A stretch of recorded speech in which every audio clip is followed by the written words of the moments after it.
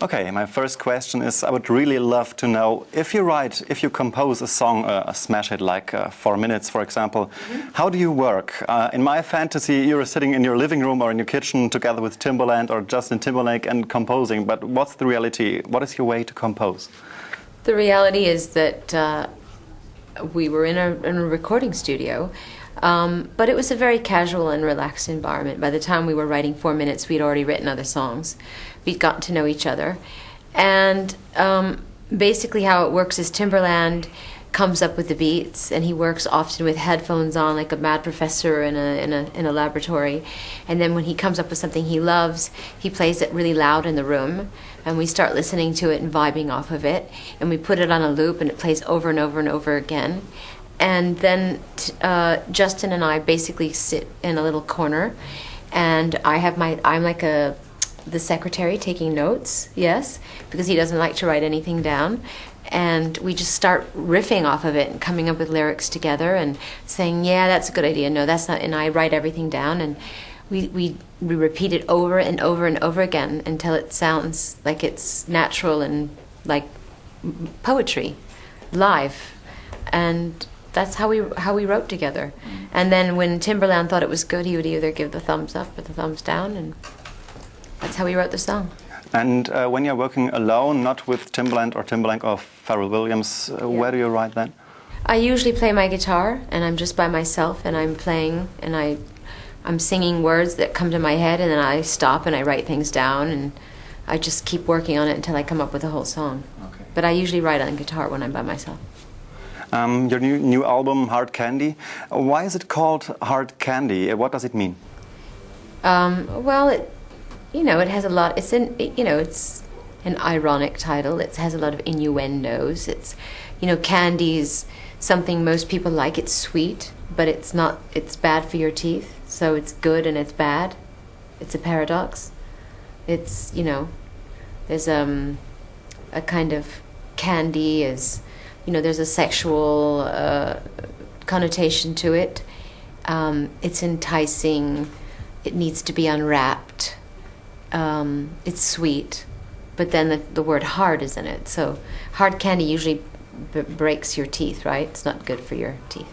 You crunch on it, right? So it's your 11th studio album now. Is that it? Yeah. Is it still the same as with your earlier records? Is it the same thrill, the same pressure for you? Yeah, absolutely.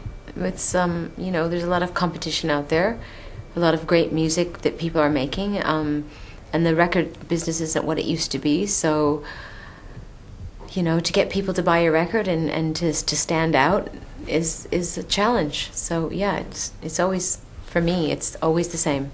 So what is the challenge? When you say, well, let's make a new album, what's the most important thing for you? Well, to make great music, to make a song that's memorable, that you hear one time and you want to hear again, that sticks in your head, that makes you want to get up and dance.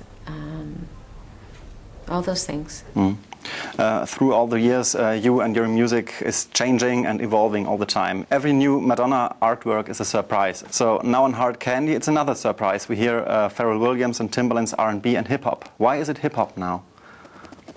Well, I've worked with other hip-hop producers. For instance, when I did Bedtime Stories, that was all hip-hop. I worked with Dallas Austin, Dave Gates. And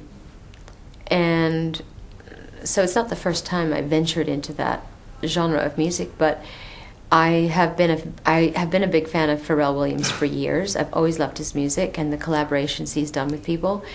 And at the time that before I made my record, I was listening to Justin Timberlake's record that he had done with Timbaland religiously. I mean, I really loved every song on the record, so I just decided I wanted to work with them.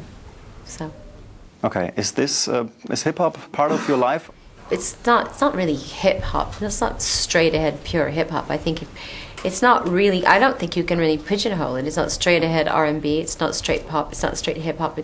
Hopefully it's sort of a new genre, and I haven't come up with a title for it yet.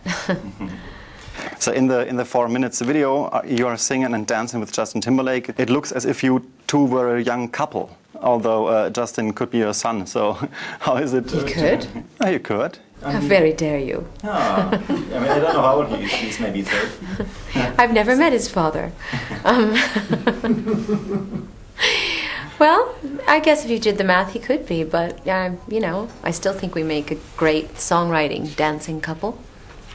You are. So you are more than 25 years in the business now. No pop star has been so successful for such a long time. What are you proud of? You mean in regards to my music career? I think really that I still enjoy it. That I still love what I do, and that I get to work with so many great people. And every time I make a record, I'm just as excited about it as I was the last one. So I think to keep that energy going and that love for what you do alive, and not be bored or not be jaded, or I'm proud of that. Lots of pop stars who are in the business for a long time, their voices change through the years. For example, maybe Bob Dylan, his voice always changes. But your voice still sounds very young and clear. How do you keep your voice fit? Well, I think Bob Dylan smoked a lot of cigarettes, and that has an effect on your vocal cords for sure. But I don't know. I think a lot of it has to do with taking care of your body, period. Being in good health. Yeah. So no doubt you are the most important pop star nowadays, but who's for you the most important pop star? Who do you admire?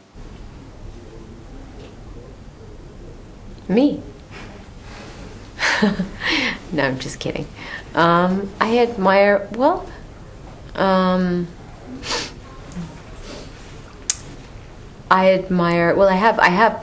have singer-songwriters that I'm big fans of. I'm a big fan of Chris Martin. I'm a big fan of Justin Timberlake. I admire the fact that, you know, I think he's got a good head on his shoulders. Who else do I admire? I admire Prince. Am I missing somebody that I admire? Music-wise? I admire Eminem. Yeah, I do. That's hip-hop. Yeah, but I admire him. And how do you feel about your 50th birthday? Well, it hasn't happened yet, so I'll let you know. How do I feel looking forward to it? I hope that I have a really fun party and I'm surrounded by my friends. That's all. Mm-hmm. Like all my birthdays. I'm very happy that you will come to Germany for 3 concerts during the tour. Why is it the tour called Sticky and Sweet? Because that's what happens when you put candy in your mouth. Okay, thank you very much. You're welcome. How do you say you're welcome in German? Bitteschön. Bitteschön, Dankeschön. Dankeschön. Bitteschön. Thank you, and bitteschön is Okay. you're welcome. Okay. Danke, bitteschön.